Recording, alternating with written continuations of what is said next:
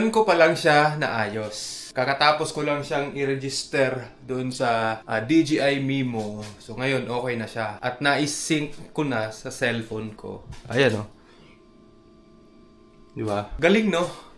Ang kagandahan pala dito, pwede mo nang i-import ang file mula dito sa DJI patungo sa cellphone. Para mas madali mo siyang ilipat kung saan ka mag-i-edit. Pwede mong ilipat sa computer. May editor din pala ang DJI. Kasama sa product nila, ang video editor. So ngayon ko lang napagtanto kasi first time ko lang din naman nakabili ng ganitong klaseng camera. O, diba? Alam nyo nung nasa tindahan pa ako kahapon, may isang camera doon na parang trip ko siya. Kaya lang medyo mas mahal siya ng, yung isang bundle niya, mas mahal siya ng 200,000 plus. So, I think mga nasa more or less mga 9,000 pesos. Iniisip ko siya kung yun o ito yung bibilin ko. Feeling ko mas maganda yon yung DJI DJI Osmo Pocket 3. Ang ganda rin ng kanyang stabilizer. Tapos yung tracker niya, pinatesting sa akin nung agent. Kaya lang ito talaga yung pinili ko kasi, yung purpose ko kasi, pwede ko siyang gamitin pang gala, pwede ko siyang gamitin pang adventure, pwede ko siyang gamitin, kunyari pag nakauwi na ako sa Pilipinas, pwede ko siyang gamitin sa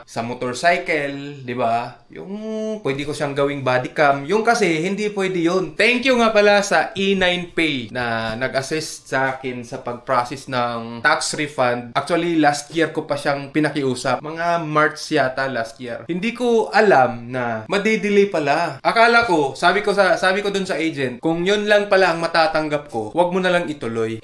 Na-i-process na pala. Last month, sinama na ni Amo sa sahod ko yung tax refund. Umabot siya ng 1.1 million won mahigit.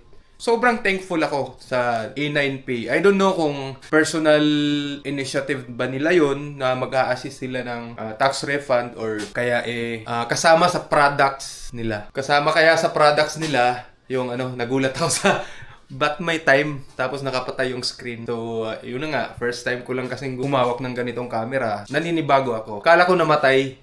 Hindi pala, tuloy-tuloy pala. Kasi ang ginagamit ko, hindi external storage. Ginamit ko lang yung 47 na natitirang internal storage nito. Dahil palpak yung nabili kong SD card, mabagal siya. Hindi pala siya recommended dito. Alam ko lang na may mataas na recommended na SD card ang ganitong klaseng camera. Hindi na ako bumili muna. Tinignan ko muna. Nakita ko lang sa manual na yung kailangan pala na SD card. Kailangan mabilis na SD card. Thank you! So, yun lang muna for this video. Kita-kita po tayo sa mga tuloy-tuloy nating pagbablog. Masaya na ako dahil mas mabilis na ako makakagalaw ngayon dahil, di ba, sabi ko sa inyo, mga 3 months na lang yung natitira kong visa. So, after nun, gusto kong sumugal dito sa pagbablog. Kaya ako uuwi. Kasi kahit nandito ako, kumikita nga ako, pero yung kalooban ko wala. Hindi naman ako totally masaya. Mas gusto ko pa rin nakasama ko yung pamilya ko. Kasi yung pamilya ko, sanay kami lagi na gumagala kami parati. Kaya siguro nami-miss ko yun. Dito, para kung